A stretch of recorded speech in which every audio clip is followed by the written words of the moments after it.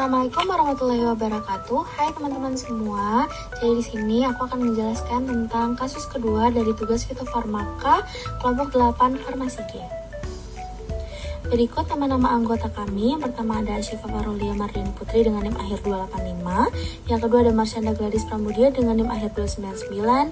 Yang ketiga ada Tika Wayuningsi dengan NIM akhir 300. Yang keempat ada Nia Aprianingsi dengan NIM akhir 305. Lalu yang terakhir ada Kalisa Julialita Putri dengan NIM akhir 309. Studi kasusnya adalah Anda bekerja di sebuah perusahaan farmasi yang sedang mengembangkan obat baru untuk hipertensi.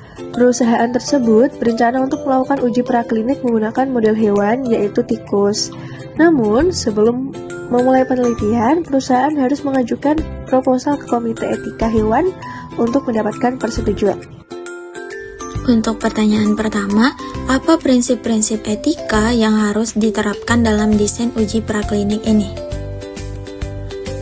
Jawabannya yaitu, menurut Peraturan Badan POM Nomor 20 Tahun 2023 tentang Pedoman Uji Farmakodinamik Praklinik Obat Tradisional, prinsip etika yang harus diterapkan dalam desain uji praklinik pada hewan adalah prinsip 3R, yaitu yang pertama ada replacement atau penggantian sebisa mungkin untuk tidak menggunakan hewan, atau yang kedua ada reduction atau pengurangan menggunakan jumlah hewan uji seminimal mungkin, dan yang terakhir ada refinement atau penyempurnaan di mana prosedur dan teknik penelitian harus meminimalisirkan rasa sakit, stres serta penderitaan yang dirasakan oleh hewan untuk diujikan. Apa saja pedoman regulasi yang harus diikuti selama proses uji praklinik ini? Yang pertama ada pedoman internasional. Beberapa pedoman internasional yang umum digunakan dalam pengaturan uji praklinik antara lain, yang pertama, Good Laboratory Practice. GLP adalah standar internasional yang mengatur pelaksanaan uji praklinik agar hasilnya dapat dipercaya. GLP menetapkan aturan tentang dokumentasi, prosedur uji, serta pengelolaan data yang ketat. GLP membantu memastikan bahwa setiap uji dilakukan secara konsisten dan hasilnya dapat direproduksi oleh laboratorium lain. Yang kedua, ada International Council for Harmonization Guideline. ICH mengeluarkan panduan yang diterima secara internasional untuk pengembangan obat, termasuk pengujian praklinik. Panduan ini membantu memastikan bahwa pengujian praklinik dilakukan dengan standar yang sama di berbagai negara, memfasilitasi perizinan obat secara global. OECD, Organization for Economic Cooperation and Development.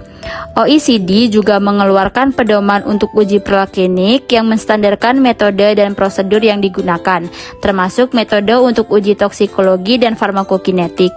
Yang kedua, ada regulasi nasional. Di Indonesia, uji praklinik harus mematuhi peraturan yang ditetapkan oleh Badan Pengawas Obat dan Makanan.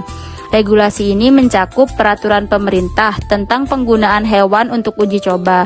Peraturan pemerintah ini mengatur bagaimana hewan dapat digunakan dalam penelitian serta kewajiban untuk mengikuti prinsip etika dalam penggunaannya. Selain itu, juga ada peraturan BPOM terkait persetujuan uji praklinis. Sebelum uji praklinik dapat dilakukan, harus ada dokumen persetujuan dari BPOM yang menunjukkan bahwa rancangan uji tersebut telah sesuai dengan standar yang berlaku di Indonesia. Selanjutnya yaitu apa saja persiapan yang perlu dilakukan sebelum mengajukan proposal ke Komite Etika. Nah, persiapan yang perlu dilakukan meliputi yang pertama yaitu menyusun protokol uji lengkap, meliputi tujuan penelitian, jenis hewan uji, jumlah, galur, usia, jenis kelamin, serta alasan pemilihannya. Terus ada metode uji, dosis, dan cara pemberian bahan uji, prosedur pengamatan, evaluasi, dan penanganan hewan, serta dokumen persetujuan etik, identitas peneliti, laboratorium, dan sponsor. Terus yang kedua yaitu menyiapkan laboratorium yang memenuhi GVLP, meliputi fasilitas hewan layak, alat terkalibrasi, dan personel kompeten. Terus yang ketiga melengkapi dokumen administratif PPUPK berupa surat permohonan, protokol uji, dan bukti PNBP. Yang keempat yaitu menerapkan prinsip 3R. untuk menjamin kesejahteraan hewan. Yang terakhir yaitu menyiapkan dokumen pendukung seperti sertifikat analisis bahan, izin edar, data mutu, dan surat kesehatan hewan. Berikut adalah daftar pustaka. Sekian dari kelompok kami. Terima kasih. Wassalamualaikum warahmatullahi wabarakatuh.